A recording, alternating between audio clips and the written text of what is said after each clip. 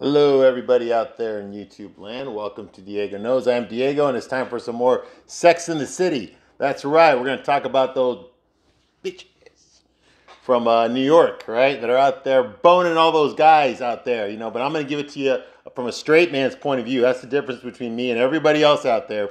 Is I'm going to tell you from a straight guy's point of view. I have watched every single episode of Sex in the City since the very beginning, back in the early 2000s. Okay, back in the late 90s, actually. Okay, so I was there when it first came out, all right? And I was a younger man back then, obviously, okay? But I still remember watching the show. I remember being addicted to it, okay? And I was the only straight guy I knew that was watching the show on a regular basis, okay? And why did I do that? If I'm a straight guy, because I was trying to get laid. Because all the hot girls I knew were watching the show. They were all talking about it at work and at school, okay? And just in general at parties and stuff. So I needed to contribute to the conversations. I watched the show too, and I got hooked on it. I actually liked the show. Okay, did it do a lot of damage? I think so, maybe. Yeah, I think it did a lot of societal damage. But who the hell am I to say no? I can't really judge people for watching this show when I was watching Sopranos. Okay, and you want to talk about some men acting like fucking assholes? I mean, that's a show for you. Sopranos. That's all it was about. Was men behaving badly. Okay, so how am I going to judge these women acting the way they are? Okay, I can't. I'd be a hypocrite. I'm not a hypocrite, all right? Now, what I do here is I watch every single episode because I promised you I was going to watch every goddamn episode of this show. Okay? I was going to watch every goddamn episode of the show, and then I was going to review it here from a straight man's point of view, and that's what I'm doing. Okay? So I'm going to tell you what a straight, normal guy would think in these situations, okay, that these girls find themselves in, okay? Because there's one thing that the writers and creators of the show, and Candace Bushel in general, okay, did not understand as straight men, okay? There are no straight men on this show, okay? All these shows, these are all cartoon characters. These are their idea of what a straight guy is, okay? This is not what a straight guy is, all right? This show is written by lesbians, feminists, and gay guys, okay? They don't know what the fuck a straight man is. They have an idea of what a straight man is, okay? And that's what you get in the show, an idea, a cartoon character of what a guy is, okay? They're basically all stupid, and they think with their cocks and stuff. And I'm not saying that guys don't do it, we do, but there's more to us than just that, and you don't see that on the show, okay? All you see is them guys acting like idiots, okay? And doing stupid-ass things that they would never do in real life, all right? But every once in a while, they do get it right. Every once in a while, they do get it right, and they got it right. Recently, they got it right with Berger, Jack Berger's character. I totally related to that guy. I'm kind of sad to see him go. Even though I relate to him, I don't agree with everything that he did. And I think he was a pussy to break up with Carrie the way that he did. I've never done that before. I've ghosted a girl. That's the worst thing I've done. But I've never breaking up with a girl on a Post-it note. I never did that. And the girls in this episode are all. It just happened last episode. The girls in this episode are all fucking going crazy about it. Well, Carrie mostly, okay, because she got broken up with a Post-it note. All right. Okay. So the episode that we're talking about today is season 6, episode 7. The name of this episode is called "The Post-it Always Sticks Twice." The Post-it always sticks twice. Now, this is part 2 of my review. I already reviewed the first half of this episode in my last video. So I'm going in right in the middle here. And I'm going to review the rest of this episode in this video here, okay? So if you haven't seen the first half, watch that first and then watch this half, okay? So you'll get caught up on what's going on, all right? So real quickly, just to let you know, I do not censor myself here. So if you're easily offended, if you're easily fucking triggered, get the fuck out right now. No snowflakes allowed on this channel. Okay? I'm going to say some stuff from a straight guy's point of view. That's the point of view that you never got when you were watching this show, ladies. Okay? No guy had enough testosterone to stand in front of you and tell you the fucking truth. Instead, you just went with whatever the fuck Michael Patrick King was writing in these episodes. Okay? And the chick that wrote He's Just Not That Into, yeah, she was a writer on this show too. How do you think she fucking sold that book? Yeah, I figured that out too. Okay? So, yeah, you're not going to fucking get a realistic man's point of view from watching the show. Because men were not watching this show. Only gay guys are watching this show. I was the only straight guy that was watching it.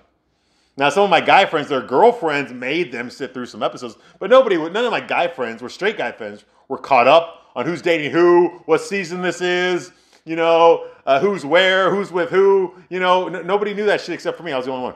Yeah, go figure, right? Hey, but watching this show did help me out, okay? It did help me out, if you know what I mean. I got a lot of ideas from watching this show, okay? And it helped me out in my personal life. It did. Okay, so here we go, all right? So to where we left off, okay, Carrie's upset that she got broken up with a Post-it note. She's telling all her girlfriends about it, okay?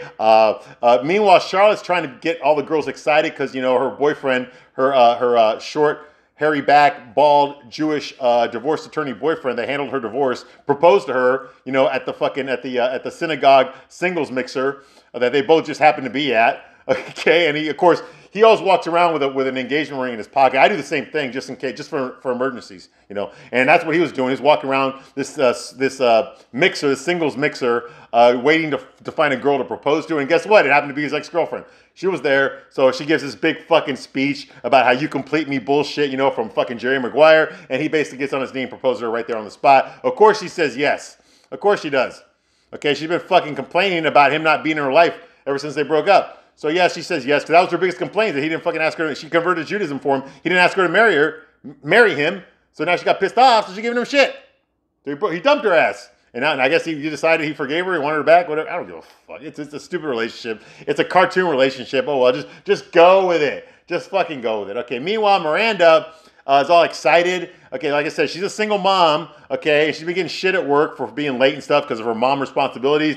Even though she has a fucking, the kid has a fucking biological father who needs to do more, honestly. And I'm saying that from experience. I'm a dad too, you know. And you know, so she doesn't want to go out because she got all these responsibilities with her kid. But of course, Carrie is in charge here because Carrie's the one that's suffering because she got broken up with a Post-it note. That makes her different than all the other women. That outranks any sort of problems that her other girlfriends are having, okay? Carrie's the one that got broken up with a Post-it note, okay? So everybody better fucking, you know, fucking stand attention and fucking pay attention to Carrie. Because Carrie's the important one right now, okay? She's the one that's really suffering. Fuck everyone else's problems. It's Carrie that's the problems that are important. Okay, and everybody better fucking acknowledge that, okay? So when Miranda says she doesn't want to go out and party, okay, at this club called Bed, it's called Bed because, you know, I guess, you know, when people go to nightclubs and they fuck, they always end up in a bed. Well, this club brings the bed to you. It doesn't bring any tables, though, or any trash cans or any chairs, just a fucking bed so you can fucking spill your drinks all over this shit. Yeah, I know, good idea, right? But anyway, so, yeah, so they're going to go to a club called Bed. And Miranda says, like, why should I have to go out just to go to bed? Yeah, pretty cool writing, huh? And then she decides to go because she found her skinny jeans, okay? And the skinny jeans apparently are those jeans that she hadn't worn since 1985. Well, right now it's 2003. Okay, so we're talking a good fucking 18 years since she wore those jeans and she held on to them, okay? Not only would they not fit her anymore, they'd be out of fashion as well. But who gives a shit, right? The show is written by gay guys, lesbians, and feminists. And the important thing is that Miranda, who's a fucking fat ass because she always fucking stuffs her face with her fucking mouth open and talks at the same fucking time, just realized that she can fit into those fucking jeans from 1985. So now she feels like she's hot. Even though she hasn't fucking changed at all, she's still got a big fucking ass, okay? Walking around the club in fucking jeans. Who the fuck wears a fucking jeans at a fucking nice club in fucking New York, in Manhattan? I mean, I'm from Chicago. You ever get caught wearing jeans at one of the clubs that I worked at? We're kicking your fucking ass out. You ain't going in there with a pair of fucking jeans on. You out of your fucking mind? But anyway, she does it. So she goes in there, okay? Some guy flirts with her, but she don't do nothing with him. It's just him flirting with her, you know, makes her feel better about himself. And I love the way he flirts with her, too. He says, like, you know what? It's not very often that a beautiful woman gets in bed with me. So to me, that means that he only fucks ugly girls, okay? And he's still waiting for a beautiful girl. That's the way I read it. You know, and then fucking Samantha's complaining. She's like, oh my God, everybody in here is old. It's like, yeah, they are. So get the fuck out, Samantha. What the fuck are you doing in here? Let's keep the club younger. Get the fuck out. Yeah, you 45-year-old, I'm being generous, you 45-year-old bitch. Now, I like Samantha. Don't get me wrong, I like Samantha. But God damn it, when her ego goes out of control, dude, someone's got to put her in her place. Ain't nobody on the show going to fucking do it. So I'm going to fucking do it. God damn, dude, whoever wrote Samantha, they just run amok. Dude, you're not fucking Jesus Christ, okay? Samantha, you're just a fucking horny middle-aged woman, okay? There's fucking 600 million of you out there. You're not special. Okay. Now, I know she's the popular one because out of the four, she's the only one that fucking acts this way. Okay. So Carrie meets her ex-boyfriend's friends. You know, they're there. And she tries to tell them. She notices them. She goes up there. They're not affected by the fact that Berger and her broke up. They don't care. These are his guy friends. They don't care. You know, and so they didn't give her the response that she wanted. So she gets all fucking pissed off. Okay, and she tells them that Berger, their friend, is sucks in bed, which is not true. But she said it to fucking hurt his feelings, to make sure it gets back to him, so that he can feel bad about himself. You know, which I understand. She's angry. She wants to hurt him, but you know, doing shit like that's not going to help. Not when you tell it to his good friends. You need to tell that shit to his enemies. Okay. Now, Berger, we've never seen Berger with any guy friends before. We've never seen Berger with anybody. Okay, except for Carrie. So my idea with Berger was that he didn't have any friends. he didn't have anybody he could talk to except for his girlfriend, Carrie. Okay, which probably meant that she was a lot more important in his life. Okay, which is the reason he was all freaking out about what she thought about him, was because there was nobody else in his life whose opinion mattered except for hers. That's what I thought, but apparently now we found out that he actually did have friends. He actually had a social circle, okay? And I don't understand why he didn't fucking confide in them or do things with them or kind of share the burden of his esteem with them instead of dropping it all in Carrie's lap. That's too much for one person to fucking do. And it's not her job. It's your girl, as a girlfriend, it's not her job to make sure that he's always feeling good about himself. It's his job to feel good about himself, okay? And when he can't do it, then she picks up the slack. But that's not a 24/7 job. Okay, and unfortunately, Berger suffered from low self-esteem. Now, he never said this, okay? You just got to figure it out based on his mannerisms, based on what he did, okay? All the self-depreciating humor, always putting himself down, you know, always walking away rather than facing things, you know? These are things that, unfortunately, I share a lot of those traits in common with him. That's why I related him so well, okay? He got very defensive. He did not want to be criticized. So Carrie knew that by telling his friends that he sucks in bed, it was going to get back to him, it was going to make him feel bad and hurt him the way he hurt her, okay? But then she has a change of heart. She tells her girlfriends what she did. She decides to be the bigger man, take the high road, go back there and apologize and confess that he did not suck in bed. She just was mad, and she told them that because he dumped her this morning over a Post-it note, okay? So, you know, so one of his friends, one of Berger's friends says like, hey, you know, there's no real easy way to dump a girl, you know? And she's, you know, because he's probably thought you were going to get mad if he confronted you with dumping you. And she's like, no, I wouldn't have gotten mad. I would have been understanding. And then one of the other guys goes like, yeah, bullshit. She's like, what? What do you mean bullshit? He's like, no, you girls always say that shit. You be understanding. And then you go all fucking psycho bitch crazy on us when we do it. You know? And she's like, which is true, actually. It's fucking true. Thank God there's some testosterone in this scene. Because what he said was absolutely 100% true. You girls are so much fucking drama queens compared to us, okay? You know, and I'm gonna say all girls, okay? But you know, I mean, my God, you know, girls usually don't get fucking. You know, the difference between men and women is women fucking reject men before they have sex, okay? There's no sex involved. She will fucking get rid of you before that you ever get anywhere near that, okay? Men reject women after sex, okay? After he's already had you. That's when he fucking gets rid of you, okay? That's the fucking difference, all right? So anyway, so Carrie's pissed off that he said that women are all psycho when they get broken up with. So she says, oh, so we're the problem. Is that what you're saying? You know? And he says like, hey, all I'm saying is that, you know, there's probably no real like easy way to break up with somebody. You know? Oh, and then Carrie goes on to her fucking speech. Now, I'm not going to give you the whole fucking speech. I'm going to actually let Carrie do it, okay? So here we go. Here's Carrie. It's funny you should mention that, Billy, because actually, there is. You can have the guts and the courtesy to tell a woman to her face that you no longer want to see her. Call me crazy, but I think that you can make a point of ending your relationship in a manner that does not include an email, a doorman, or a missing persons report. I think you could all get over your fear of looking like the bad guy and actually have the uncomfortable breakup conversation, because here's what. Avoiding that is what makes you the bad guy. And just so you know, Alan. Andrew. Most women aren't angry, irrational psychos. We just want an ending to a relationship that is thoughtful and decent and honors what we had together. So my point, Billy, is this. There is a good way to break up with someone, and it doesn't include a Post-it. Okay.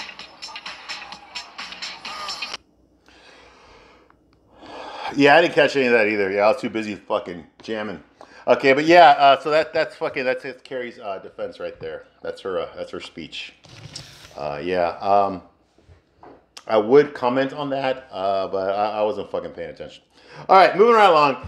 Carrie tells the girls that they got to go. Okay, and because she just proved to them that she's not a fucking psycho bitch. And Peter, that's the guy that was flirting with Miranda. You know, they're still flirting, but they fucking take off too. Because you know, whenever you flirt with a girl and her friends are there, you know the girl's always going to leave with her friends. She ain't going to leave with you. Okay? And why the fuck was he flirting with her? Because that's his type. Because she's fucking ugly and he's attracted to that. Okay? But anyway, she says, thank you for flirting with me and making me feel good about myself. Okay? So now I feel like I'm pretty. So I'm going to go out there and go fuck another guy. Bye! You know? Basically, that's what happens. Okay? So they all walk out of there. Okay? And so they decide to go next door to like a tavern which is like a pub. Okay, they were in a posh nightclub. Okay, so now they're gonna go to a pub where the drinks are cheaper. You know, it's dirtier, it's more down to earth, it's more blue collared. You know, very loud. You know, there's TVs in there and shit. You know, a lot of people, you know, trying just to get fucking hooked up. You know, it's not as fucking posh, you know, and lavish as Bed was.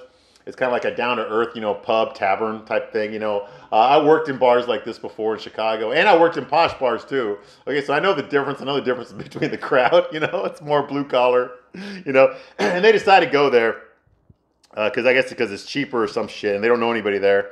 Okay. Carrie, we can't go to... So Carrie decides that, hey, we can't go to bed angry. Get it? So since she's fucking pissed off, they decide to leave, okay?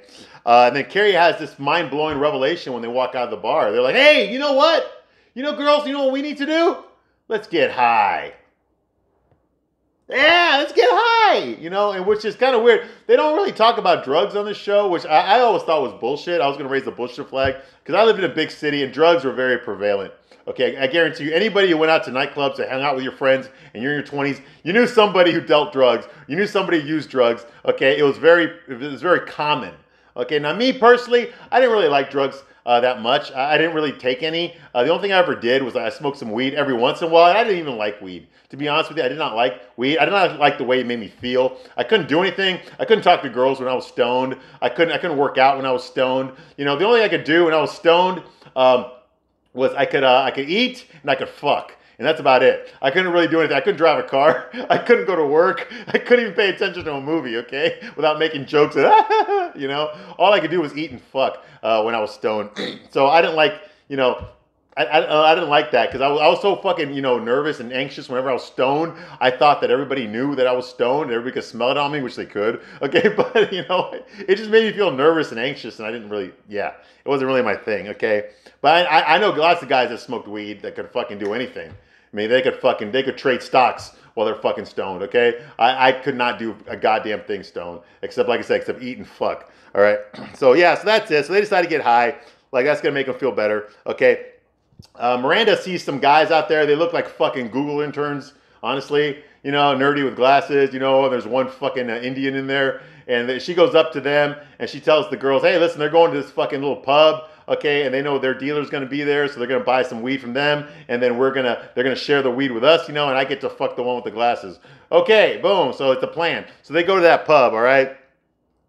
Charlotte hates it in there. She hates the fucking smell because Charlotte's not used to going to fucking places where they serve peanuts and you see fucking peanut shells on the floor. That kind of place. Okay, I'm thinking about a place in Chicago called The Lodge. Okay, the Lodge it was just like this, man. And if you've ever been on Elm Street, you know, on Rush Street in Chicago, where all the fucking little bars are, yeah, I used to work in that area. I used to work at the Hang Up. Yeah, okay, I name dropped it, okay? I was a manager at the Hang Up, okay? /DJ, /bouncer, /bartender. Yeah, that's one of the clubs I worked at when I lived in Chicago, okay? The Hang Up, okay? Oh, those of you who've ever been to Chicago, that's a fucking tourist fucking trap and a fucking half, all right? That club's been around longer than I've been alive. That's how long that nightclub's been there, okay? Jam-packed line around the block every fucking weekend. Unfucking believable, okay? But anyway, that area there, yeah. So they're kind of like that, but in New York. So she goes over there. All the girls go in there, okay? And Samantha's actually excited to be in there because they've got TVs in this place. And, of course, her boy toy, Smith Jared, that she named Smith Jared, is going to some MTV festival or whatever. Of course, she's not going to go, okay, because she's too fucking old and she would not fit in, but the show's not going to tell you that. She says she's not going to go. That way it keeps the illusion that Smith Jared is single, which he is single. I mean, Samantha does not want to be his girlfriend, okay, but it keeps the illusion that he's available, okay, because he didn't come with a girl. So, of course, the question that everyone's going to ask, because he's got this big banner of him, this big fucking billboard of him naked with a bottle of fucking Absolute vodka where his cock should be. So he's very famous right now for being the guy, you know, in the fucking Absolute, you know, with the big fucking vodka bottle where his cock should be. So he's famous for that. Okay, so that's why he's at this MTV thing. And of course, you know, Samantha's his publicist. He's not paying her anything because he's broke. okay? But he's paying her with his fucking cock. He's laying the pipe. That's how he's paying Samantha, okay? So she's investing who knows how many tens of thousands of dollars of her own fucking money to make fucking Smith Jerrod the next thing. The next big thing, okay? And all he has to do in return is fucking lay the pipe. Now, he's over here acting like he's developing feelings for her. Earlier in this episode, he let it slip out that Samantha's his girlfriend, and she is not going to put up with that. She didn't say, I'm not your girlfriend, but she did say, hey, don't tell anyone you have a girlfriend, okay? When they ask you questions like that, don't do it. It's going to ruin your image. You don't want people to know you have a girlfriend. You want to seem like you're available to all the women and all the fucking boys that are confused about their sexuality, okay? You need to seem like you're available to all of them. Don't tell anyone you're in a relationship. Don't tell anyone you're dating anyone. Don't tell anyone all that kind of shit, right? Well, she said that for her own behalf, not for his. He's acting like he's all hurt that this girl he's been fucking, that's been helping out his career, well, not girl, this woman, this old lady that he's been fucking, that's been helping his career, doesn't have the same feelings for him. Is that really how you feel, Samantha? Okay, I'll do it. Get the fuck out of here with that bullshit. He is fucking using her. I know guys like this. I know guys that have sugar mamas, okay? I talk from experience a little bit here, okay? I know guys like this, all right? And they are using her to boost his career. Why pay fucking 50 grand on a publicist to make you the next big thing when you can get all that for free? All you got to do is lay the fucking pipe and pretend you like her. Whoa! And for those of you ladies out there that are getting all judgmental on me, hey, you know what? He's not doing anything different that you women out there have been doing since the beginning of fucking time. Okay? Don't get all fucking judgmental, all right? Okay, so anyway, so that's going on. So she's excited because they're going to see the TV. He's going to see Smith Jerrod on TV, all right? Okay, well, apparently the guys that were there, the nerdy guys, the Google interns, I just say that because they look like Google interns.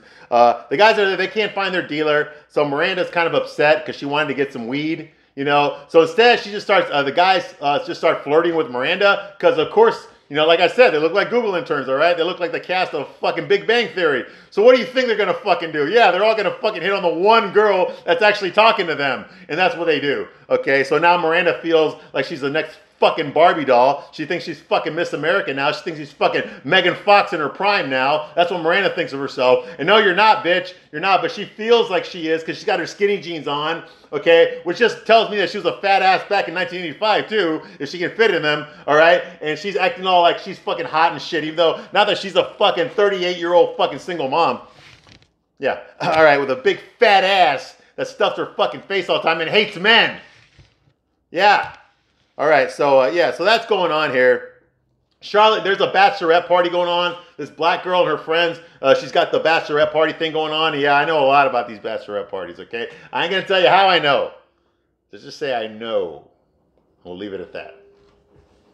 We'll leave it at that. Now, some of you out there watching might know, but I know a lot about bachelorette parties, okay? We'll just leave it at that, okay? We'll just leave it right there. And let's not pick that up again, okay? Anyway, there's a bachelorette party going on there. And, of course, Charlotte, you know, they asked Charlotte and Carrie to take their picture. Charlotte shows, look at my ring. I'm getting married too. Oh, you need to be in the picture then. Come over here. You know, so she poses in a picture with a bunch of black girls, okay, for the bachelorette party. All right, so that's going on here. She's showing that off. Meanwhile, Carrie's not feeling any better. Okay, okay. But I will say this about Miranda, though. At least she's flirting with these guys. She's being friendly. Okay, and that helps out a lot. If Samantha wasn't such a fucking cold-hearted bitch, judgmental fucking bitch that she is, okay, she could probably get a lot more guys. Okay, but because she's got that wall, and then she's not super good looking, and then she's a single mom, and then she's like all these other fucking things, it's just like, no, you know. But I'll tell you something, personality goes a long way, okay? It works for men, but it also works for women too, okay? If you don't look like a fucking 10, okay, personality will make up for a lot of shit, just like it does for guys. Okay, I know lots of guys that are not physically attractive. They look like fucking Patton Oswalt. Okay, but they can make a fucking woman laugh. They can charm a woman. They can surprise a woman in a nice way. Okay, those guys get women. Those guys can get a lot of women because they don't have to rely on their looks. Okay, their personality gets them whatever they want. Okay, I've seen that too. Okay, girls, if you could learn something from fucking unattractive men that get a lot of women, learn that. Okay. Your looks are important, they are, okay, but you can compensate for that. If you don't have those fucking looks, like if you're the ugly girl and all your friends are hot, you can still get guys, okay? You just get to how you treat them, how you talk to them, okay? That shit works. Unbelievable. I can't tell you. I remember this one time when I was in the Marines, this woman who was like in her 30s and I was in my 20s. You know, I was in my early 20s. This woman had to have been like 35, 36, okay? And she was married and shit, but she was so fucking nice to me, okay? And she was obviously a mom. She told me she had 2 kids and stuff, okay? So she didn't have like a beach body or anything like that. No, okay, but she was just attractive enough that I was starting to get, the more she talked to me, the more turned on I got by her. And I mean, I got more turned on than like looking at a fucking swimsuit model, okay? Than looking at a fucking Playboy magazine or Hustler magazine. You know why I got turned on? Because of how she was talking to me. The way she treated me, she was just treating me like a king and she didn't even fucking know me. That was turning me on. Oh my God, ladies, learn that. Learn that. Damn. All right. And Samantha's kind of tapping in there, but she won't stay there.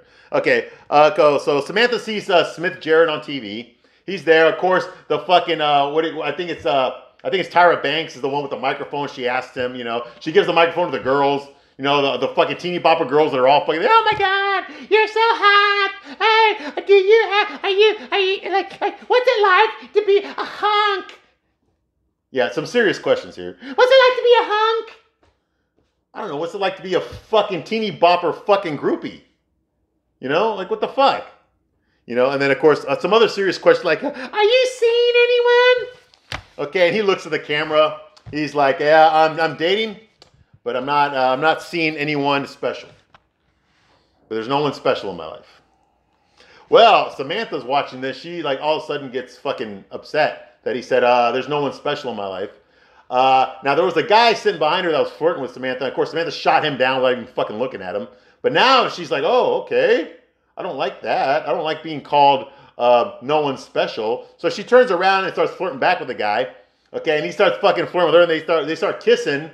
And then all of a sudden the goddamn Pink Mafia shows up. I'm talking about those fucking Jersey bitches, okay? I'm talking about those fucking Marissa Tomei's from My Cousin Vinny. There's like a fucking army of them. I'm talking about Annabella Scoria's friends from fucking A Jungle Fever. Yeah, that type. That fucking Jersey fucking... I want to look like Madonna, even though I'm in my 30s fucking brigade. Yeah, those girls.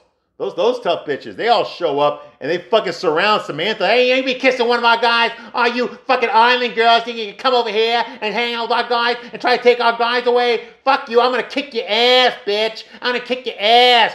We're all going to kick your ass. You know? Yeah, so Samantha gets scared. And so her and Carrie, they rush the fuck out of there. They get out of there because they don't want to get into a cat fight with these fucking tough. And these women look tough, man. You know, these Brooklyn bitches look fucking tough, okay? We're talking fucking, yeah, like I said, fucking Marissa Tomei from fucking My Cousin Vinny. Imagine a fucking gang of those. Yeah, we're talking yeah, exactly. Okay, so, yeah. So they gang up and Samantha gets scared, so she runs out of there, and of course she takes all the girls with her. All right. So Samantha goes outside with Carrie, and they're fucking pissed off because the night went to shit, you know. Okay, but Samantha does reveal that she did buy a fucking joint from the fucking bartender. She did buy a doobie, okay? So it's not a total waste. The goal was to get stoned. So they decide to fucking, you know, to fucking light up, you know, to take a fucking blunt, you know, and fucking just light up, you know, some of that fucking wacky tobacco, you know? And that's what they do. They start fucking shoot, you know, ooh, ear, you know, the fucking usual shit, you know, they're... Yeah, I've never smoked weed. Yeah, right. Okay, so yeah, the usual fucking let's get fucking high, you know. I was gonna go to court, but then I got high. Yeah, you know. I didn't pay my child support because I got high. Yeah, you all know the fucking song. So anyways, that's what's going on. Meanwhile, fucking Samantha gets a call from Smith Jarrett. I guess he's calling her from the MTV Awards because he misses her so much and he wishes she could have been there. And it hurt him so bad to say what he said in that interview. But she told me to say it. I didn't want to say it, Samantha, but you made me say it. You made me. Yeah, get the fuck out of here. Okay, but I gotta admit, dude, he's fucking playing her like a fucking violin, man. He knows what he's doing. Now, this show ain't gonna tell you that he's using Samantha, but I'm gonna tell you he's using Samantha because I know guys like this, and you get a guy like that looks like that with a woman that looks like that. Okay, there's only one reason he's fucking her, okay? And it ain't because he's in love with her, okay? No. It's more like fucking she's helping out his career. Yes, actors do this shit. A lot of people do this shit. Okay, not just actors. Musicians, models, they all fucking do this shit, man. I know guys like this. Hell, I know women like this that do this shit too. You know, and you do too. You probably did it yourself. So don't fucking judge me, all right? Yeah. I mean, look at that fucking dude. Remember the guy with the fucking the mugshot that went viral? Yeah, remember him? Yeah, dude, he fucking dished his wife and his kids and fucking hooked up, got a modeling contract right out of jail. Then he hooked up with some fucking billionaire's daughter, and she fucking is taking him all over the fucking world now. Yeah. See what I mean? Okay. Men do it too, just not as much. Most men don't do it, just so I know. Most men, a lot more women do this shit to men than men do this shit to women, okay? So that's going on. All right, so Carrie gets stoned. She doesn't feel better about herself. She still feels like the girl that got dumped with a Post-it note. And of course, the cops show up. The cops arrive. They catch her smoking a joint. Okay, and they tell her to stay right there. Okay, and they put her in the squad car. Okay, and they start writing her up. All right, and the girls are all the Miranda and Charlotte came out of the bar by now, and they're all there. And Miranda's like, I'm a lawyer and I'm a mother and she's my friend and she is such a law-abiding citizen, you know. And he's like, oh, yeah, then if she's so law-abiding, why is she breaking the law? So, oh, no, she doesn't do stuff like this. You don't understand, okay? Look, okay, her boyfriend dumped her this morning with a Post-it note. He's like, that didn't happen. And, of course, Carrie puts up the note to the squad car window to show it. And he's like, I can't. I'm sorry. Don't hate me. Tell you what, man. I'll just let you off with I'm just going to write you off for smoking in a bar, okay? And they're like, hey, can't you just let her off? You know, can't you just just let her off free and clean? He's like, no, I can't. I'm sorry. Don't hate me. Which was pretty cool. So Carrie gets out, okay, so they get out of there, and they go to some all-night fucking dessert place, whatever, I don't know. Samantha and Carrie are stoned out of their fucking mind. They're acting stoned, and they're fucking eating all this fucking ice cream and stuff in their fucking faces with some fucking big bowl. Not a little bowl, a big fucking bowl of fucking chocolate. I don't know what the fuck, with whipped cream. Okay, so her Samantha is stoned, of course. Carrie's like, this is the day. I was gonna remember this is the day I got arrested. And Miranda's like, you didn't get arrested, Carrie. Okay, they go, so Carrie, they pick out the ice cream, and she's like, you know what I've learned from this situation here, girls? I don't remember. I lost it. Yeah, Carrie's stoned out of her fucking mind. Okay, and they decide to point out all the good stuff, you know, in their lives, you know, that came out of the bad. Of course, Charlotte talks about how, you know, if her and Harry hadn't broken up, if Charlotte hadn't gotten divorced with Trey, she never would have met Harry. And if they hadn't broken up, they never would have gotten back together and wouldn't have gotten engaged. You know, Miranda's like, hey, you know what? If I hadn't fucking if I hadn't felt sorry for Steve and fucked him, I never would have become a mom. So that's good. You know, and it's just stupid shit like that, you know, like whatever. There's a silver lining, you know, every rose has its thorn, you know, everything happens for a reason, all the other fucking bumper stickers that you can fucking think of. All right. And so Charlotte decides that she's going to have bridesmaids after all, because she said she wouldn't have bridesmaids at this wedding, but she decides she's going to have it. But the caveat is they don't all have to dress alike. Okay. So that makes the girls feel happier. They don't have to dress alike for her second wedding. Okay. Yeah, and that's it. That's pretty much what this episode is. So they end up laughing and joking because they're fucking stoned. And that's the end of this episode, all right? So yeah, it was a pretty good episode, all right? So thank you for watching this long. I appreciate all your viewers. I appreciate your comments, okay? And hey, if I offended you, I'm sorry, but I'm going to tell you a straight man's point of view. You have no idea the shit that we go through.